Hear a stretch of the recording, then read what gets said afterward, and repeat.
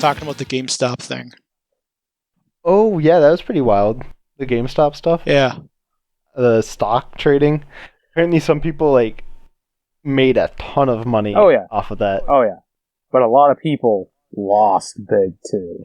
So. Yeah. Yeah, apparently a lot of, like, the people that were originally trying to drive it up are getting kind of screwed over right now. Yeah. Because you're incentivized to leave immediately. Like, as soon as it goes up, like, oh, hey, it went up a massive amount. I've made like 15 million. Okay, what will happen tomorrow? I have no idea. What am I going to do? I'm going to get rid of it right now to cash in on it and get $15 million. Yeah.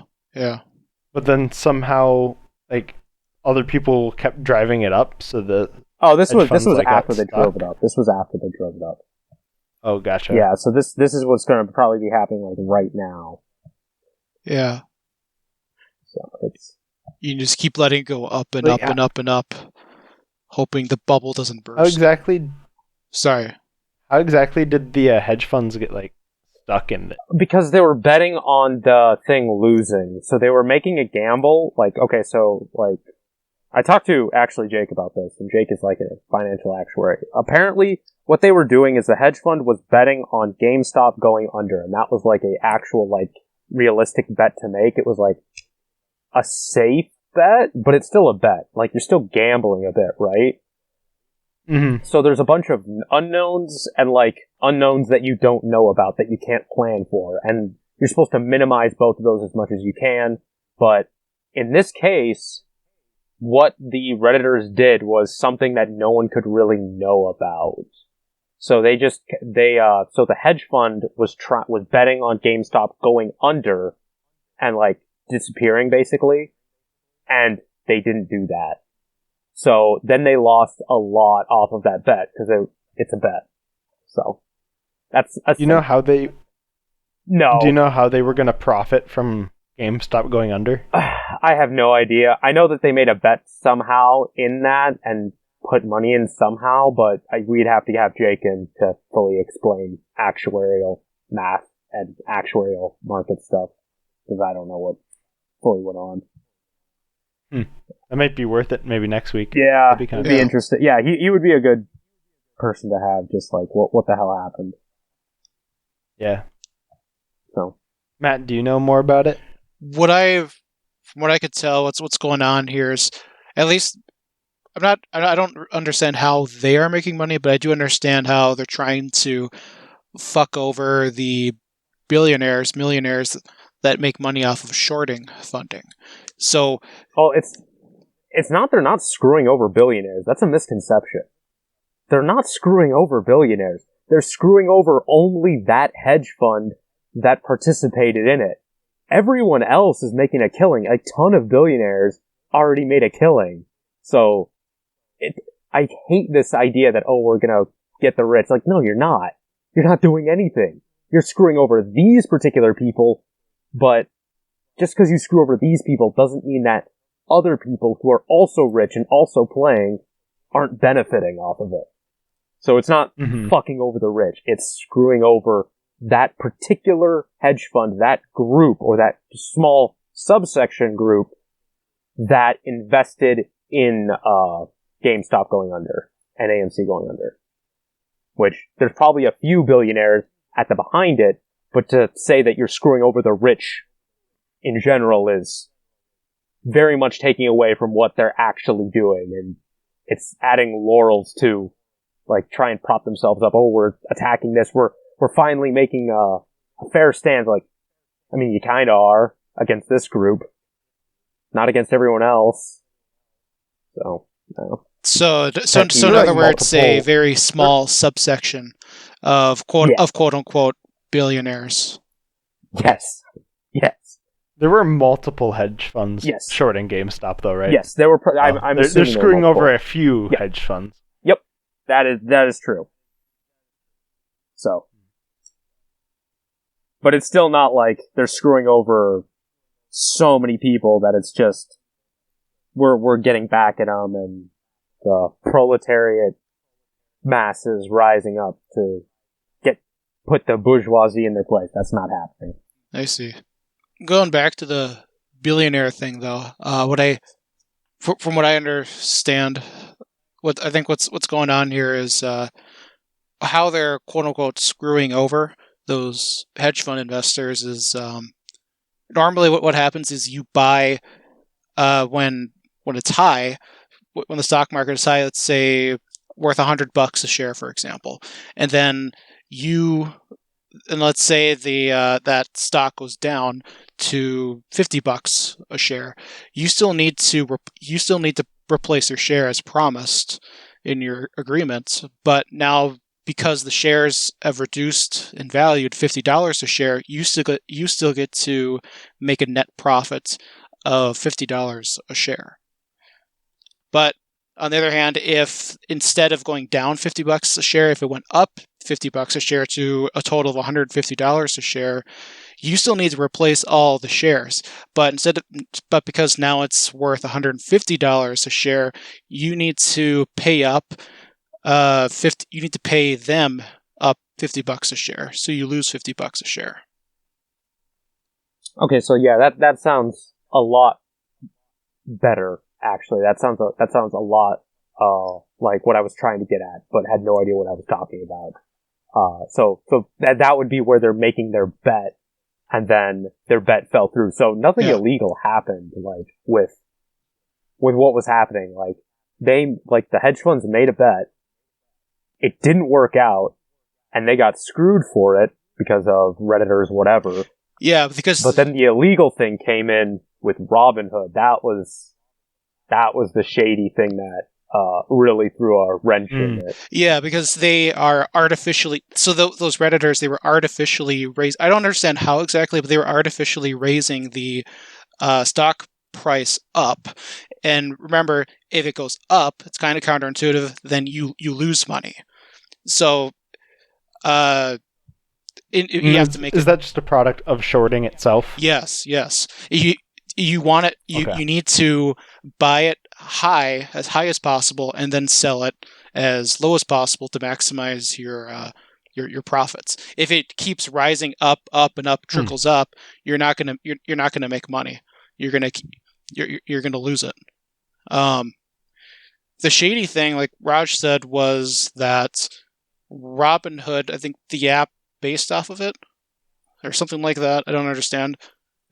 Robinhood is an app. Yeah, it's a day trading app that makes it very easy for trading, basically. Yeah, from what I understand, they halted all trading in GameStop, making it much more difficult for the Redditors to continue fucking the system.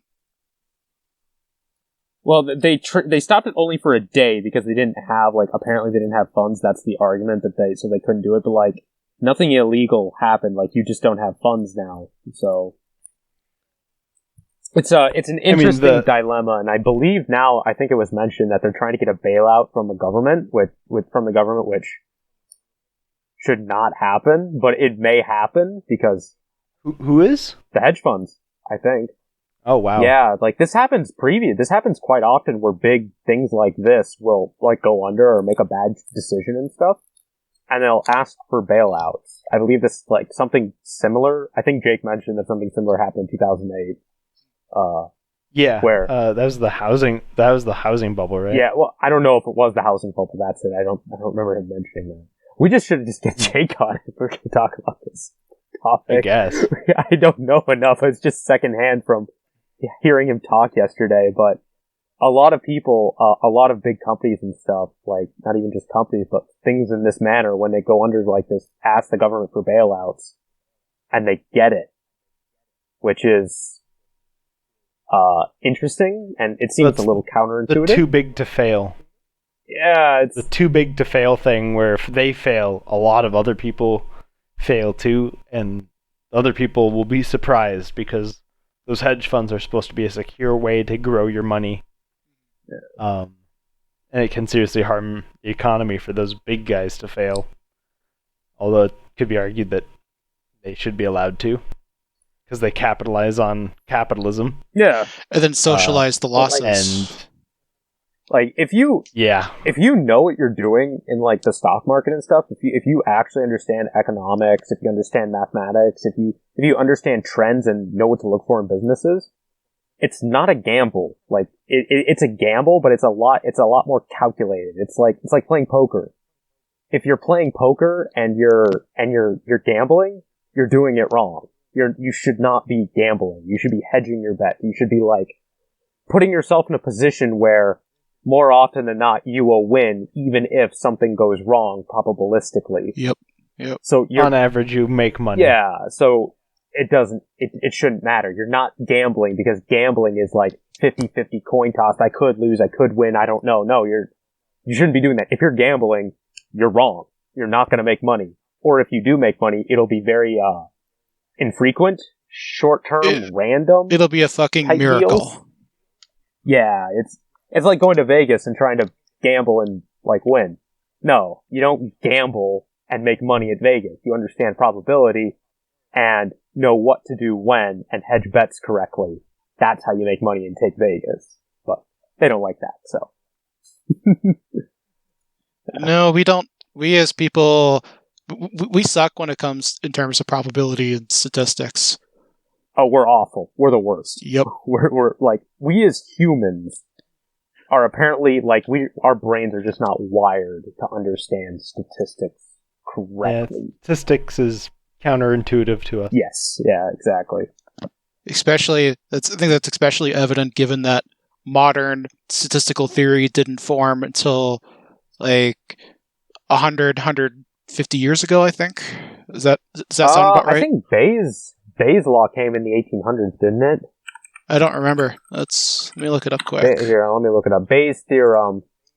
18th century mathematician. So about the 1700s is when statistics started getting its foot in, but it didn't start, actually being a field till 1900s. And it really didn't start really, like, ramping up till computers. Computers really made statistics just blow up. Yeah. But still, that's, like, in 1700s, it's like almost 100 years, I think, after calculus was founded by Newton. Way longer than that. It's 300 years? Yeah. Newton was like 1500s, wasn't he? No, but between 1700s and 1600s. Yeah, you're right. So 1600, so it's about... Yeah, I was comparing foot in the dwarf to foot in the dwarf. Yeah, it's about 100, 150 years. Yeah, wow. Yeah, for reference. Yeah, and calculus itself really... Well, the pieces of it were there, during the Greek era, during the Greek times, 1,000 plus years ago. Funnily enough, actually, that makes sense for why statistics didn't develop, because most of statistics is actually based on calculus. It's mostly based on calculus principles.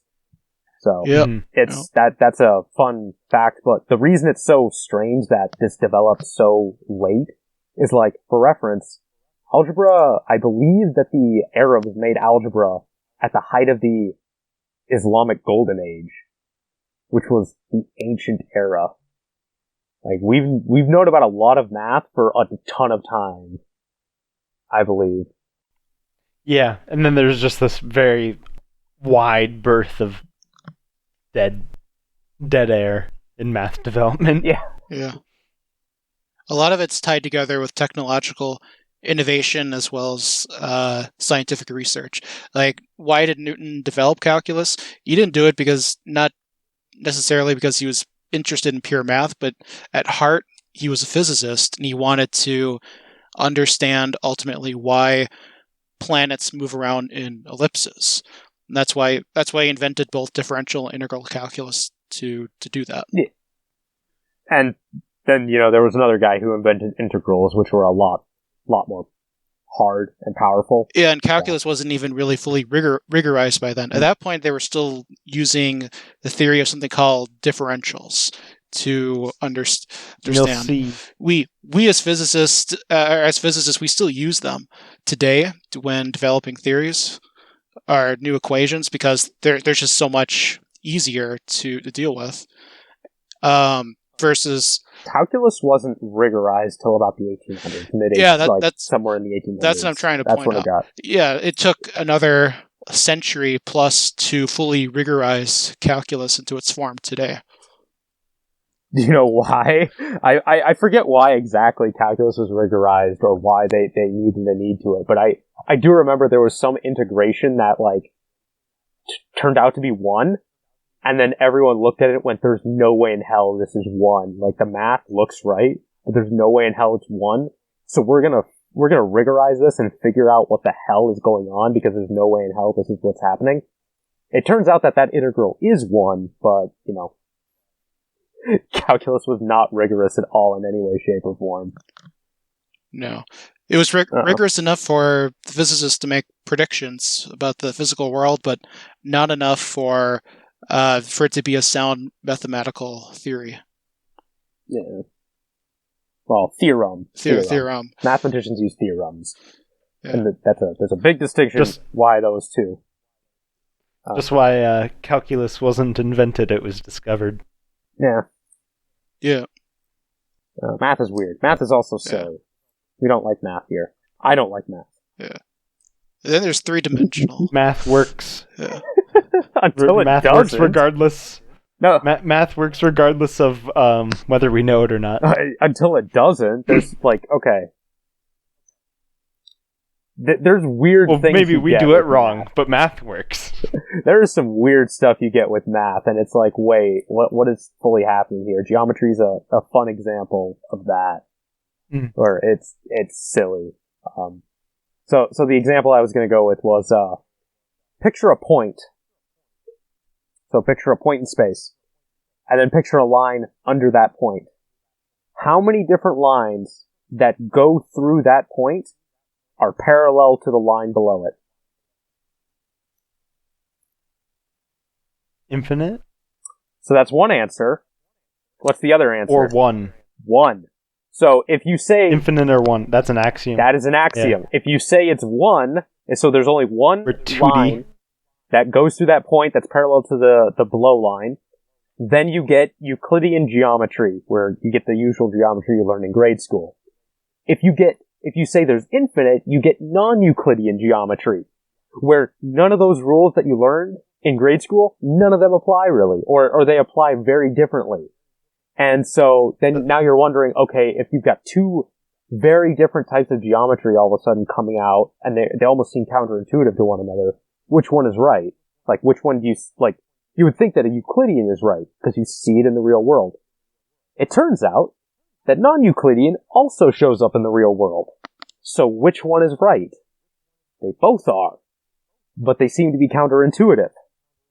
So Wouldn't then it depend on if you're doing a 2D or a 3D problem? It's not 2D or 3D. It's the non-Euclidean stuff was observed in like quantum level, I believe. It was observed when stuff is really small. So when physics gets really stupid, is where that type of stuff was observed. And also the really large with general relativity observes that too. Well, physics gets really stupid at both of those points. I don't know if non-Euclidean has been observed in really large. It could be. I just don't know. I'm not an expert on geometry. This is what I learned in college. When someone asks you a question and they expect you to know the answer, there's really 3 or 4 possibilities. 0, 1, or infinity. And sometimes negative infinity. But generally, if negative infinity is the correct answer, so is infinity. That's what I learned in college.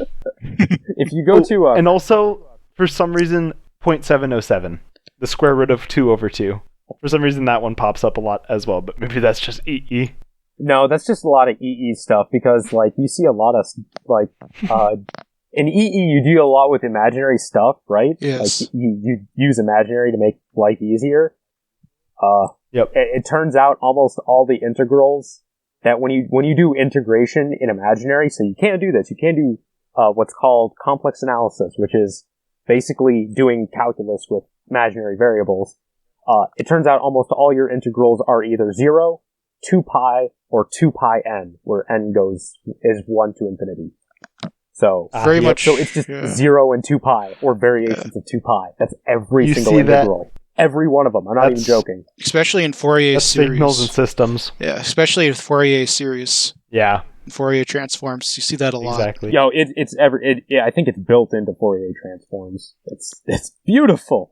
Why is that a thing? Because some guy proved that almost every integral in complex is like that. The proofs are impossibly hard, but someone else has done it. Someone did them. I can tell you us who did it. EEs can just reap the rewards, right, Matt? Yep. Yep. We can just close the book on that math and be like, all right, we trust you. We'll just use this. Yeah. Let's see. Yeah, it was... Okay, so there were like 6 people who ever did anything in analysis that basically solved all of calculus. There were Euler, Gauss, Riemann, Cauchy, and Weierstrass.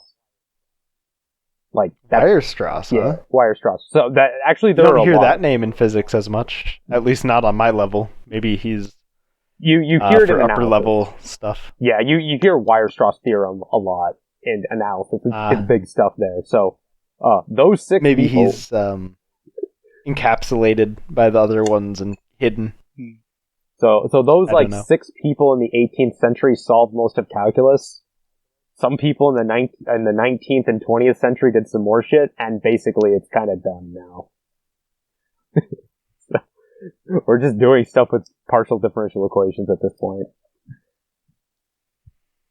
I love Maxwell's equations because all of the equations of Maxwell equations were made by other people, and then he just merged the equations together by adding a differential equation.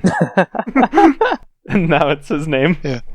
Although I think that's also interesting about it is the modern form that you see with Maxwell's equations with curl, divergence, and everything. That didn't come by Maxwell himself. That actually came long after by somebody who lived after called what's his name? Oliver Heaviside. He's the one that actually converted much of the equations. Originally in Maxwell's treatise, it was 20 equations and 20 unknowns or something like that. Oh. Yeah, really bad because he didn't have the modern tools of vector calculus. It wasn't even invented yet, but in his day. And in fact, much of the reason it was invented was to deal with calculus. Oh my god. Yeah. Then, could you imagine doing Emags without vectors? Yeah. Oh, Jesus Christ. Can you just imagine this? Imagine doing anything with computers without vectors. Because vectors lead to linear algebra. And that's all that computers run on. Imagine a world without linear algebra. Yeah. That would be awful. Yeah. Oliver Heaviside spent the better years of his life. He literally... I read about it a bit, but he was homeschooled completely. He literally learned algebra to calculus to everything and EE stuff from the ground up with no instructors. He was self-taught. He invented the vector calculus formulation that we all know today. And also at the time... if you look at the 4 equations, you notice it's all electric fields, magnetic fields. Originally, there was also another formulation as well called the vector potential formulation. So that's where, instead of looking at E fields and B fields, you based off of... An idea in physics is not just there's force fields, but there's also potentials as well, which in very... simple sense means is the gradient or derivative of the it's derivative of this scalar potential with respect to position. And it turns in a simple sense, of course. And what that means is you reduce, say, instead of getting 2 vectors which require 6 equations, 6 unknowns, you get 4 equations, 4 unknowns instead. You get 3 for the magnetic field and 1 for the electric. And he completely dumped that because it's, at least in classical electrodynamics, that turns out to be completely redundant to electromagnetic fields. You can have it if you want it, and in fact, an easier formulation in antenna theory, as I learned in my last semester. It's easier to go off of that than the fields Some directly. applications. But otherwise, it's completely redundant. It's crazy how much just using a different set of equations or like a different coordinate plane can make a problem so much easier. For stuff like that, you just need to pick the right tool for the job, I guess. I had this test in Emags where I think it was something with like polarization of magnets with current nearby. And apparently you're supposed to solve it in polar coordinates, and it would take about 2 pages or something of work. For some reason, I decided to just keep doing it in Cartesian coordinates. Because you're a fool. And I think it was like 10 or 12 pages of work. I actually got the right answer. Luckily, it was like a take-home exam, so I had the time, and I spent days on it. And I'd need to take breaks to eat and sleep in between just grinding on this problem and double-checking every step and be like, this is impossible. And then needing to like backtrack a few steps and be like, oh, I screwed up here.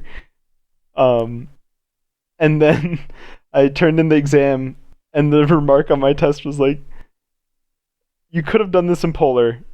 Check the answer sheet for the test that I'm handing out. But this was a truly heroic effort, and I'm glad to see you got there in the end. Oh my god, I was a mixture of livid and also very pleased with myself at the same time. I would have been happy as hell. Like I did something. If I did something like that on a test and got it right, I'd just been just happy. Yeah. It shows that I have impressive attention to detail, but I was not being a good physicist at that time.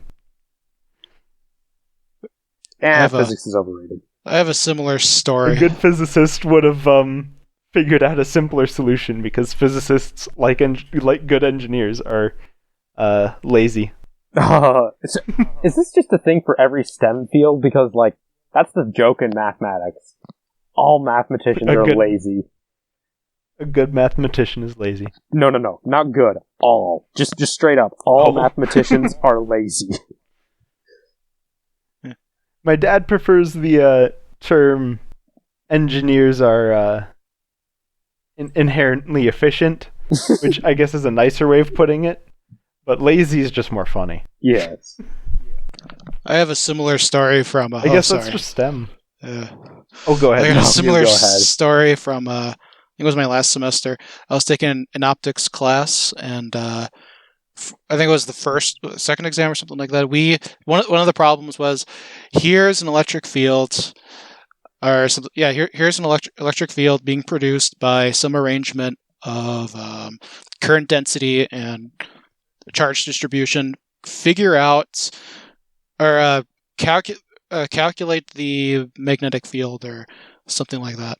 Now, I'm going to jump straight to the shortcut answer. Because it was in free space, that was also on the exam, students of electromagnetic field theory will know that all you have to do is divide by the speed of light. Bing, bang, boom, change the direction a bit, of course, and you got your answer. That's all you do. Yes. You just divide by the speed of light. Yeah, anyone would know that. Everyone knows that. Yeah, exactly. Simple. I misinterpreted that and thought what it meant was actually go through Maxwell's equations and actually basically prove that. I did it. I proved it. Basically, it was like, and it took like 4 pages, I think, but I got there. No. My professor was like, at first he didn't understand. Like, dude, this is like one part. Like, this is like part C of a multi-part problem. Why are you spending 4 pages? Oh my god, I see what you're doing. You're actually fucking proving it, basically. And then he likes how in the end I checked my work by actually doing that check, like by dividing by the speed of light to prove that it really worked. Oh, beautiful. You use the simple check at the end. Yes. Nice. Because I realized, I remember that test at the end of it, I was like, wait a minute, I could have just divided by the speed of light the whole fucking time. Oh, that reminds me of the my statics and mechanics of materials class that I took. There was this problem that was it involved friction. So a block was sitting on the ground, and it's at what point do you need to push on the block so that it tips instead of slides?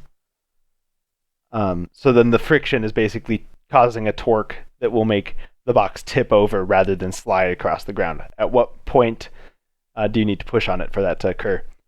And they didn't give like measurements, so I just solved it all symbolically.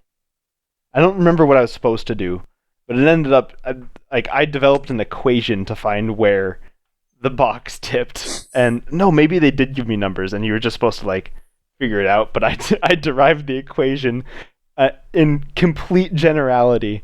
So any box that's sitting on any ground, I found an equation for how far up you need to push on it for it to tip rather than slide.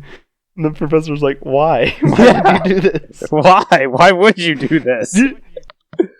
Like, I don't know. I came from physics. I took that class like the semester after I finished physics 2, so I was just used to doing everything completely symbolically, and was like completely like numbers don't mean anything to me anymore. To be fair to you, though, in first year of physics, they grind that into you. You gotta solve it symbolically because the information you're given, you might, if you just go straight to numbers, you might end up dividing certain factors out. You might not need certain information. So a quote unquote impossible problem with numbers might turn out to actually be solvable because you don't need as much information as you might think you need. Mm-hmm.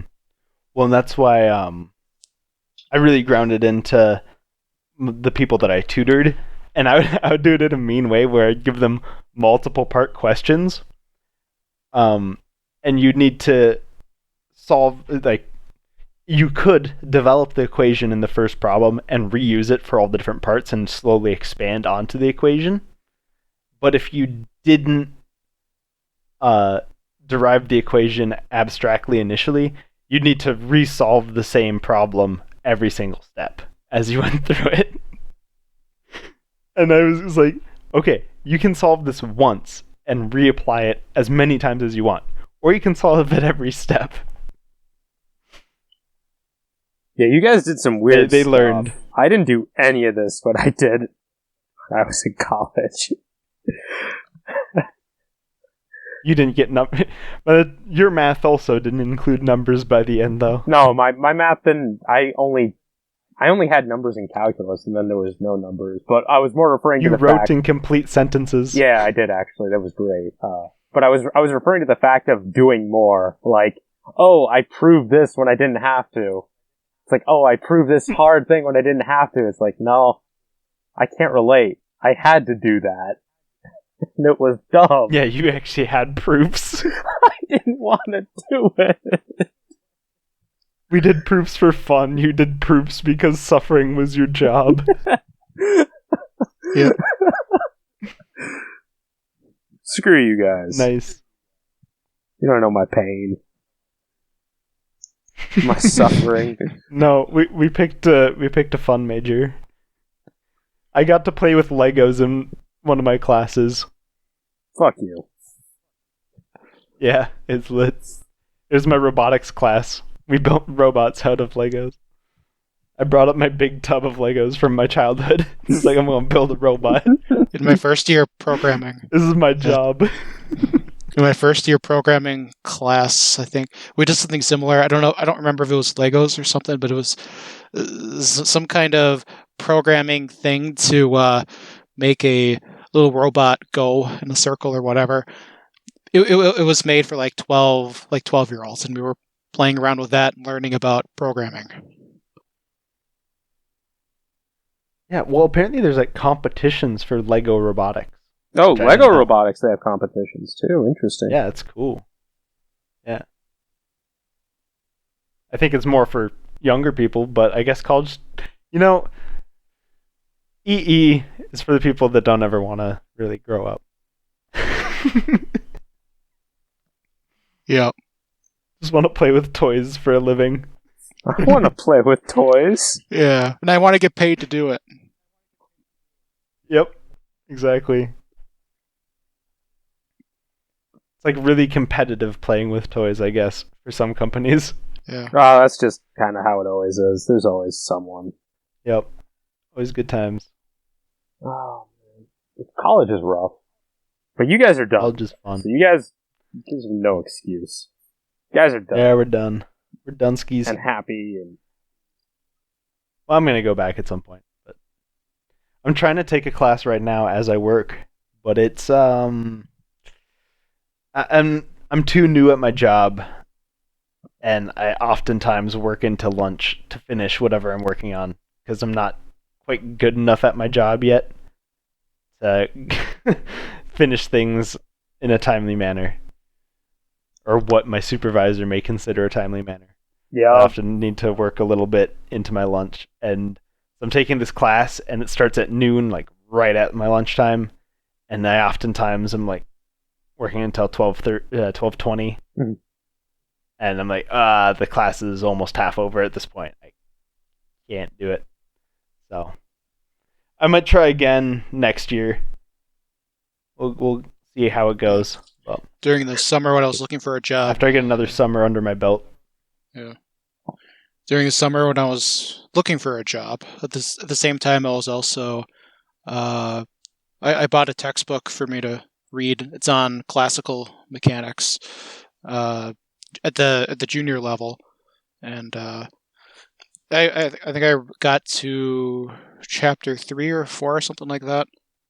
But once I started working, I'm even newer at the job, so I haven't really I've really put no time into it since then because I've been busy right at the moment at least training, but now I'm transitioning from training into a real project to something real. Mm-hmm. And yeah, I think I don't see myself. I'm definitely, however good Marcus is at, I'm not even close to that.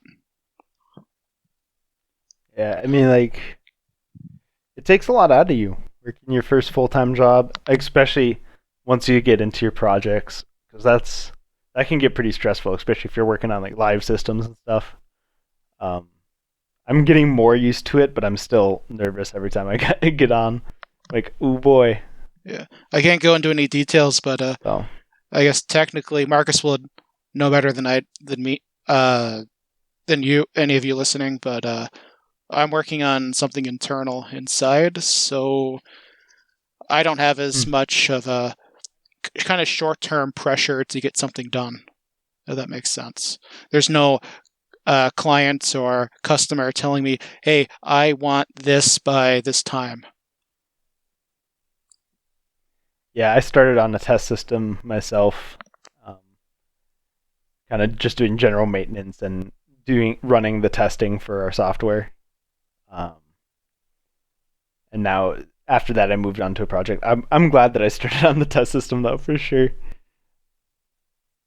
I think pretty much everyone starts on some sort of internal system because they don't want you jumping straight onto a customer system for your first try. No, because you're probably gonna fuck something up somewhere at some point. Oh, for sure. I'm still living with some of the mistakes I made in my first month on that internal system because I'm still working on that same system, or will be for as long as I'm at the company. And I'm still finding stuff, and I'm like, oh, that's me. That was, yep. I think I remember causing that problem. And you won't find them. Like, some of them won't rear their head for a while. But, yep, definitely. haha. And that's the benefit of being me. If I screw up, the only thing that happens is some kid gets a slightly bad understanding of, what am I teaching? Basic statistics, but like, they kind of aren't paying attention anyway. So, It all washes out in the end, anyways. yeah. And then they go work their first job, and they make a mistake that they wouldn't have made if you had done your job better, and then somebody dies. But Marcus, all right? Somebody dies. You're killing people every day. But Marcus, they blame themselves. Do you blame your professors, Marcus, for your mistakes, or do you blame yourself? Absolutely. So absolutely blame my professors. Yep. It's all my professor's fault.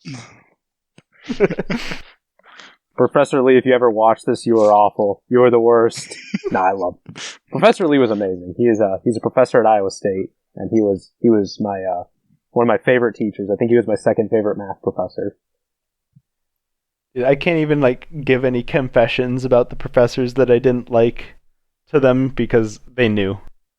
I really didn't make it a secret. If I didn't like a professor, I would, I'd carry an attitude with them. Because you just needed to, honestly, to get stuff through, and to actually get help on stuff, you needed to kind of have an attitude. Because otherwise they would just be like, oh, you don't need to worry about it, it's fine. You don't, I don't think it You don't need to know your grade. Why do you care about your grade? No. I want to know how I did. I don't think I ever had a really awful professor at Iowa State, like truly egregious, just never take a class from them again. Yeah, I never saw anything. Oh, I did. I never saw anything. I didn't think that. I don't think that happened. Yeah. I never saw anything like that either. I had a professor that would get to a really nasty math problem and then just write it all up on the board from his piece of paper and then be like, and then you get this algebraic orgy. And then he would just move on and he wouldn't explain the math at all. And if you tried to get him to explain the math, he'd just be like, oh, well, that doesn't really matter. We get this equation in the end. Okay. Then why did you bother writing up that math on the board for the past 3 minutes that it took you to write across all 3 blackboards? Oh, yes, I love that when that happens. And he would literally say, and then you get this algebraic orgy. That's a good way of putting it. Someone went in to ask him a question, and they said algebraic orgy, and then the next day, he was like, and then you get this algebraic mess. Because I think that a student finally said orgy in front of him, and he realized how bad it sounded. And he was like, oh man, I really shouldn't say that, should I? No. Especially if you have female students in the class. Oh my god. Grab your favorite malted beverage. Especially if you have the one female class in the class of 50 males or whatever. Oh my god, it was so good. He was also the one that so he was my E1 professor. And he is the one that explained to me what the point of quiescence for a transistor was. And in the explanation for that, he's like, and this value here is the Q point. If you're wondering what the Q point is, it's the point of quiescence. What's the point of quiescence? The Q point. Well, basically, it's the P point, or the operating point, which is the point you want to operate at. What? What is it? Yes. And I didn't. Oh my god! And then the first day or second day of E2, the professor just explained what it was. Easy. It was a 2-sentence explanation, but he didn't ever say it. Why did he just keep saying a different word but not actually defining what it meant? Yeah. Oh, I can't say I had the same experience when I took a similar class with my professor. He first went into a bit of background of the mathematics into Taylor's theorem, expanding Taylor's stuff, and showed that basically, I really liked the explanation. The basic concept was you got a transistor, and you get it to work at a DC point, doesn't change point, a fixed voltage and current level. But then you add in a little bit of then you perturbate that or change that voltage or current just a little bit in one area. And based off of how the device properties work, you get a bigger change somewhere else, a linear amplification. And that leads to in the example of music, a bigger amplification of sound. Yeah, it's basically the point of most efficiency. Yeah. Maximum transfer. Yeah. Oh, that's another thing that I needed to figure, like, maximum power transfer. That was entirely, like, I ended up needing to figure that out for myself a while. Because that we technically were supposed to learn in, like, like the class before. The fundamentals of electric circuit analysis or something was the class name. And it was basically just the basic resistor stuff, and RC circuits or whatever. And that's where we were supposed to learn maximum power transfer for like a motor going into a resistor, or a generator into a resistance. Yeah, and the teacher that I had for that, he was a master's student that had just graduated the previous semester, and it was his first time teaching anything, and he was completely left to his own devices. And the way that class wrapped up is that we learned all of AC circuits in the last 4 days, and then an hour before the final, he sent the last lecture in an email, and the lecture was like over an hour long, I'm pretty sure. So we couldn't even watch the whole thing. Like, it was physically impossible to watch the whole thing before the test started. Oh my god, it was a mess. What kind of class are you? Jesus, I don't have any of these horror stories. Dude, I had the most interesting college. My department was unique. I'm pretty convinced I had a pretty damn unique college experience. It was such a mess. So kind of what orgy. Kind of what Raj said. What were you doing the first, like, I don't know, 7-8 weeks, just listening to music Okay. or something, or was he jazzing? So I don't want to knock other majors too hard, but the class was mixed with Emmys, and the majority of the class were mechanical engineers, and they didn't give a fig about circuits. And the professor really believed in giving everyone every opportunity to learn the material. So we ended up spending weeks on like current loops, Kirchhoff's voltage laws and stuff, that stuff. We spent weeks on that. It should have been like a day or two, because that was also covered in physics too. So that should have been like a day or two of review, but we spent like over a week on it. Because the MBs just like didn't pay attention. You could hear them talking in the back of their class, like laughing, messing around. But the professor like really was trying to make sure that everyone understood it, and there were like clicker questions, and he would only move on from a topic once like a certain percentage of the class was understanding it. So he was really trying to be a good professor, and the students just sucked. Oh, that reminds me of a physics thing. Okay, so at Iowa State, when I was in, there was in my group of my batch. So when I was a freshman, the freshman physicists were the most arrogant narcissists you would ever find. Like, these people would when Marcus was saying, "Oh, I'm not going to knock other majors," these people would literally judge everyone on their major, and I'm not kidding. They would look at people and go, "Oh, you're in mechanical engineering?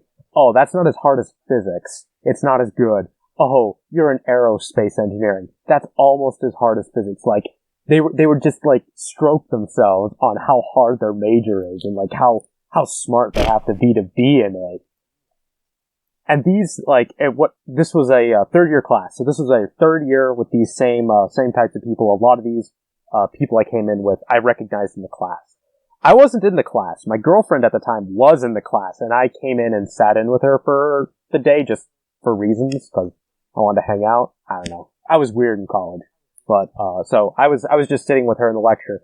And the teacher literally stopped the class for that day. It turned out that was the day he stopped the class. And he just looked at these people and he was like, okay, so, what we're going to talk about today is why you're all, like, a lot of you are copying your homework off of the solutions guide. So when you do, like, what was expected of you when you do physics is, like, you try the problems on your own, you probably screw it up, but then you see the solutions guide, and then you try and fix it from there. That's not what these people did. They just copied verbatim from the solutions guide. And the whole class was quiet as this German teacher who was just, like, sitting there going, why are you guys just doing this? Why are you just copying? And this guy was, like, apparently a really bright, really smart, nice dude, and he's just like, what the fuck? Why are you, like, you have a week to do your homework, and you're copying it? And one girl, and this girl, kid you not, she went to, I believe, Harvard for a, research thing over the summer research, REU, which is incredibly difficult to get. Those things are insanely hard to get. She got it because, she was a minority and she was adopted and she was a female, basically. Her physics and math skills were, look, just from what I heard and what I saw, there were other people who were a lot stronger than her, in those categories, but she got it, and good for her. I'm happy for her. I haven't really talked to her since, but, like, she dead ass looked at that professor and basically said, well, it takes too long, and it's just hard, and it just takes such a long time to do it. And those people that were, like, talking, those people I was talking about, those freshmen, like, they were freshmen, they were juniors at this point, were talking about how smart they are to be in physics, were all agreeing with her and saying, like, yeah, it's just really long. And this professor just dead ass is just like, you have a week to do this assignment. What do you mean it's too long? It's supposed to be long. This was electricity and magnetism, so, like, second semester electricity and magnetism, the real deal stuff, like, the meat of physics, and I couldn't believe it. Like, I was sitting there just laughing. I couldn't comprehend what was going on, that a professor had to stop the class for a day to, like, address this issue. Damn. That's bad. It was not out of the common for college, to be honest. It's really not out of. It's bad that they were being so uppity about their major, man. Oh, they were the most, like, these people would be the same, and I'm gonna call them out because they're the worst people ever. Like, I'd call them out by name if I actually remembered their names, because they were awful. So my girlfriend, my ex, was a physics major at the time. In the physics club room, which was in the basement that the homeless people used over the summer at times, that was a thing. They decided that they were gonna, like, get pizza because it's physics club. They were gonna get pizza. Cool. It's only for physics club members. Cool. That's great. So my girlfriend, who is a physics major, goes and's like, hey, can I get a piece of pizza? They don't let her do it. They don't let her. Because, for whatever reason. But then, their friends that they called down and, like, came and saw them, who are not physics majors, they totally offered them stuff. So they were the most, like, elitist, snobbish people you would ever see. They were so arrogant about, like, I left that major because of them. These are the same people in first semester physics. That I was a physicist in first semester. This guy was talking about how easy the course was because he'd taken AP calculus. And I legitimately had to stand up and look at him and say, dude, every single person in this course right now has taken AP calculus. Everyone here has done that. Or no, AP physics. Every single person has taken AP physics in this course. Why do you think we're here? Like, these people were so arrogant. It was just mind-numbing. I couldn't believe it. So yeah, fuck physics at Iowa State. Just fuck those undergraduates. I got a quasi-similar story, not about the elite, not about the elitism or anything like that, but you happened to walk into that mess with your girlfriend on that day, randomly picked the kind of the worst or best possible day, depending on your point of view. I brought my brother along to check out some of the college classes. I think that was 2 years ago, 3 years ago, something like that. And he also picked an interesting day. So I remember the morning before I got to class a little early to ask the professor a question about something I didn't understand. I don't remember what. Oh, I remember. It was about oscillators. I didn't understand how to make them, so I wanted to ask a few questions. I got the answer. Then, first thing in the morning when the class did actually start, he asked the whole class that the same question. How does it work? To get an answer. Nobody fucking responded, including me. I didn't want to say anything because he told me to basically pipe down because since I basically already told you. Yeah. Yeah, that happens a lot. Yeah. So I shut up. Mhm. He went off he fucking blew up and said, dude, that is fucking unacceptable. You gotta know this shit. If you want to just go fiddle around with software or whatever and just help people out or something like that, you need the difference between you as an engineer and somebody, say, in customer service. Or, what was it? Shit. Oh, I remember. He went off on a tangent saying if you need to be able to explain how this stuff works. If you don't, you can just be replaced by some Indian in India who will just do help desk support. You need to Yes, we will, because yes. we are good. We are good people. We are not, or we're normal. Yeah. He said, Read the back of the box.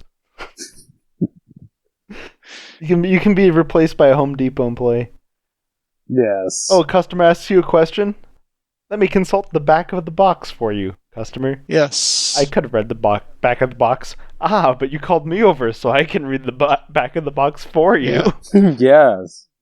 His point was, you will not be paid to do something that has been done before in the past in exactly the same matter. Because why? Because why would you pay for why would you pay for something that's already been done before when you could hire somebody who doesn't necessarily have a deep understanding of that system, but but you don't need it. You can hire somebody who can just follow some instructions made by some other engineer and just cookie cutter your way through it. Yeah. Basically true. Yeah. So, in other words, you need because those Indians again can survive off of 10 times less salary than your typical starting entry level engineer. You need to produce at a level at least 10 times more than them. Those darn Indians. Yes. Well, Indians. I mean, the rupee is very what you would call small in comparison to the dollar. A lot less buying power. Honestly, all of my favorite exams. Oh god, I'm such a fucking nerd. All my favorite exams in college were ones that required combining different concepts together. Yeah, like my E2 final had an oscillator mixed with like a stepper, something like that. So basically, he drew the waveform that he wanted to see, and we needed to build a circuit that would produce that waveform, and you needed to combine two different structures from the class and know kind of how they work and how they would connect to each other to create that wave and basically track the waveform through the circuit. Yeah, and that was honestly a fun exam because I was like, oh shit, I have like 20 minutes to figure out how to use the knowledge that I've gained in this class to solve a problem I haven't seen before. Most classes don't have tests structured that way. Pretty much all my physics classes had, at least the final had something like that on there because my physics department was actually fantastic. And same with most of my math classes. But I was really surprised and pleased to see that kind of question make it into at least one of my EE classes. God, I knock my major so much. Yeah, I mean, I don't know. It's only because I know how good it could have been, because I had a great math department and a great physics department. So I know what a good department's like, and my EE department was not it. I don't know. My favorite test was always the what's it called? My philosophy test. I always that was the most fun I had. Was just doing a philosophy test. Really? Yeah, those were the best tests for me. You hated those classes. Oh, I hated the class. Okay, so what was up with the tests? I don't. Like so for those of you wondering, I was a philosophy minor. I was very good at it. I'd have actually done probably very well in a PhD in philosophy. I'm very good at it, better than any other class actually. I'm best at philosophy. Every semester, I would go into the class and be like, "Oh, I'm pumped. I'm gonna do this. It's gonna be great. It's gonna be so interesting." And I would get into the class, and I just hate it. I would just hate it for whatever reason. But the tests were the most amount of fun that I had.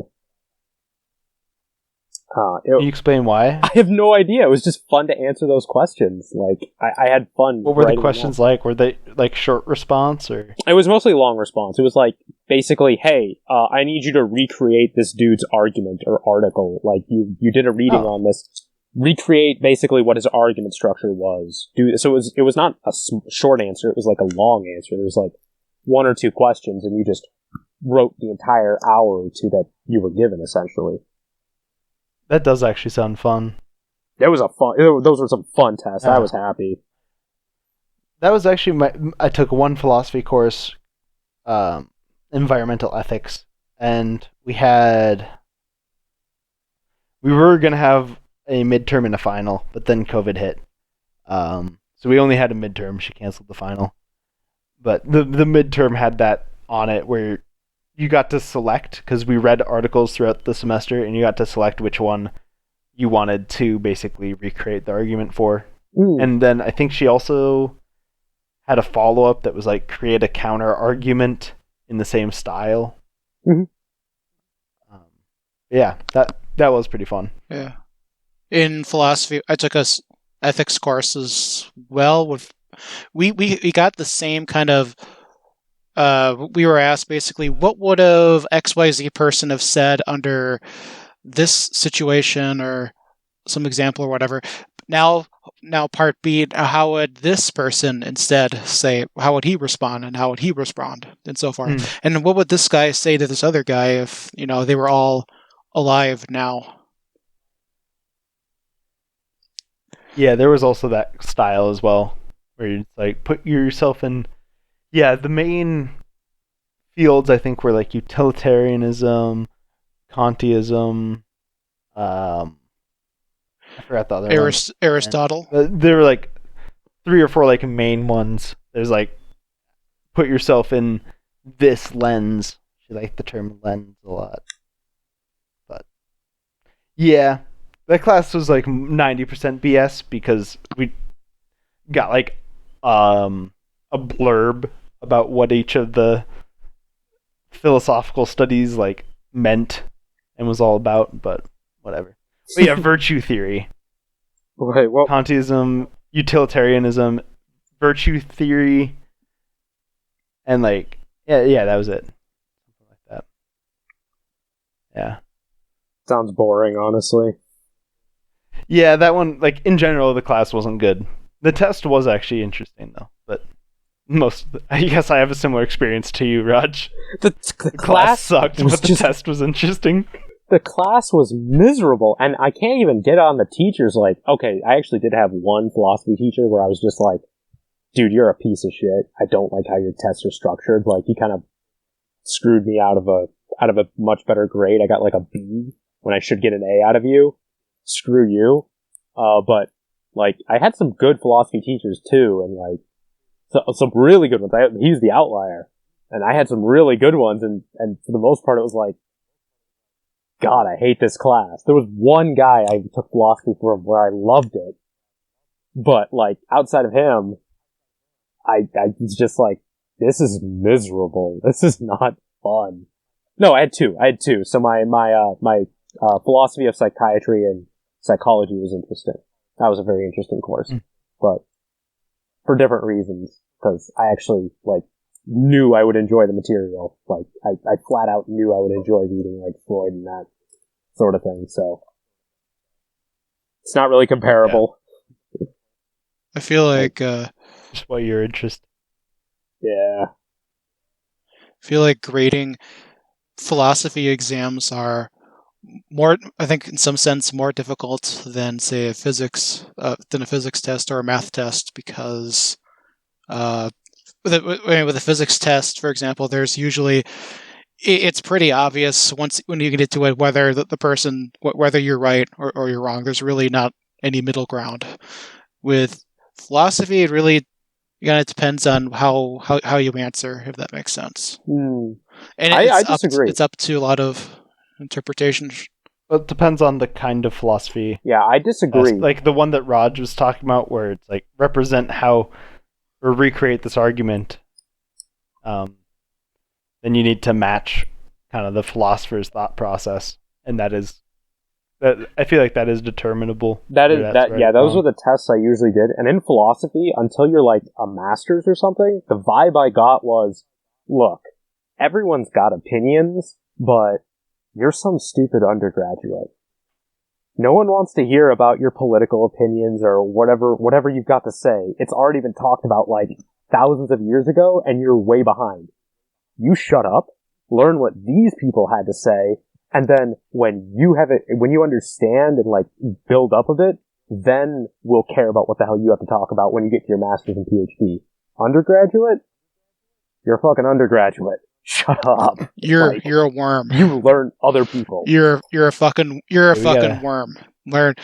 No, you're not a worm, but it's like no one wants to hear like it's like asking, what do you think of Trump? Ask 10 people or 12 people. You're going to get 10 people with the same opinion. It's nothing new. It's nothing interesting. It's everyone having the same thing. That's not philosophy. That's not like new thought. We want later, when you actually have something interesting to say, when you understand where we've been and where we can go, then we'll listen to you. But until then, it's kind of a waste of time. So, well, you can gaze into the horizon, standing on the shoulder of your giant. Yeah, that's kind of it. So it's like when you can see new vistas. Yeah. So be quiet. That's when you can open your goddamn mouth. So I have very much had the test of like, no, you're gonna talk about these arguments and these people and what these people had to say, and no one cares about your opinion. We don't want it, like, in the group discussion, they cared about your opinion.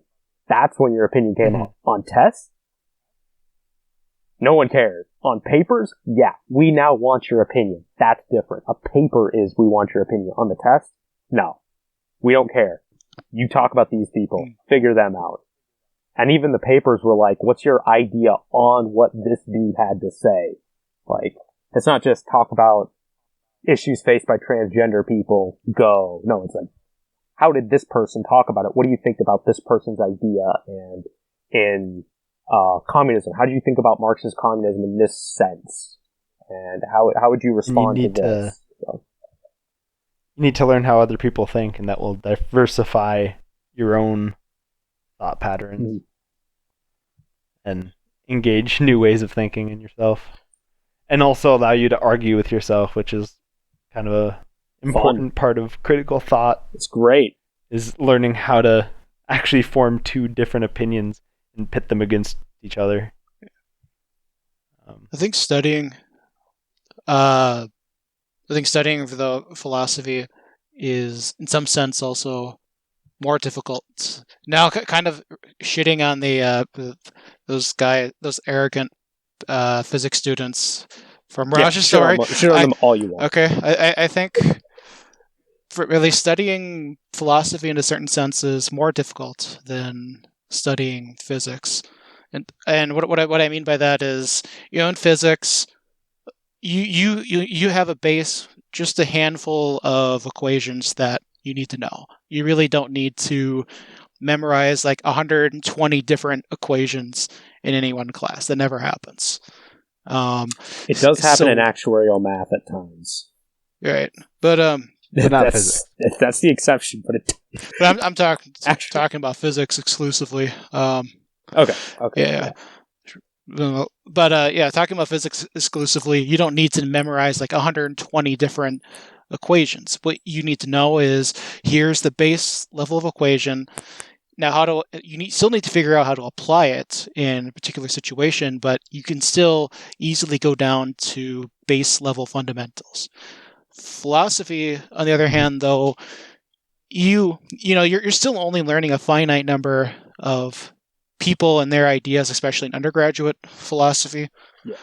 But let's be honest. How many different how much different thought is there in the same underlying idea, if that makes sense? There's basically an infinite number of different opinions out there, even after 2,000 plus years of philosophical research, if you want to call it that,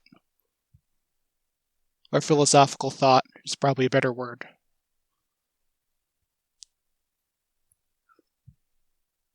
Yeah, I gotta imagine there's still similar building blocks in philosophy. Like the history of philosophy, the philosophers have built off of each other's work.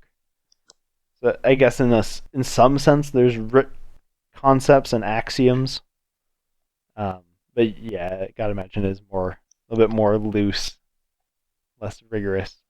But it's also less loose too in the sense that it's different. Philosophers have disagreed even on what is the correct, not just what is the correct foundation to think about, and what are the correct questions to be asking. Some might say this question makes no sense, or I think this theoretical foundation is garbage, or maybe not necessarily garbage, but I think I need to add on this to the foundation to make complete sense. Yeah. Well, and then it gets kind of muddy because, like, yeah, there are technically infinite amount of answers to lots of problems, but we as humans aren't very creative, and we only come up with a few realistically, and even those can be boiled down to base concepts. So it becomes very muddy and like, well, are there infinite? Maybe. But we certainly don't know them. We certainly haven't come up with them. People haven't talked about it. A lot of people have very similar thoughts and ideas. And I mean, you can see that cross-culturally as well. Yeah. Even people that weren't exposed to each other came up with very similar sounding concepts. Yeah. Or likely weren't exposed to each other. So. Yeah. I know everything. Yes, exactly. But I know even more than just everything. I know an infinite amount of more than the infinite amount of knowledge that you know. An infinity of infinity. Infinity. The number of stuff you know. We're on the real axis now. The number of stuff that you know. That's only the second cardinality of infinity, I'm sorry to tell you. The amount of stuff you know is equal to the number of whole numbers. I know the number of the reals. Okay, I know the third order. I am the fourth order. Alright, I'm the fifth. How many infinite floors are there in this infinite hotel? Well, you're talking about cardinalities of infinity now. And there's an infinite amount of infinitely bigger cardinalities of infinity. Yeah. So, yeah, that's a thing. And on that note, I think we should probably call it. Yes. We're at about time for today. Yep. So, thanks for listening, everybody. It's been fun. I hope you have a great day, night, or whenever the hell. Bye. Yeah. Screw the physics majors at Iowa State, at least those particular ones. And get back to work if you're working. Don't work? No, work's not fun. Don't do that. See ya. Bye. Bye.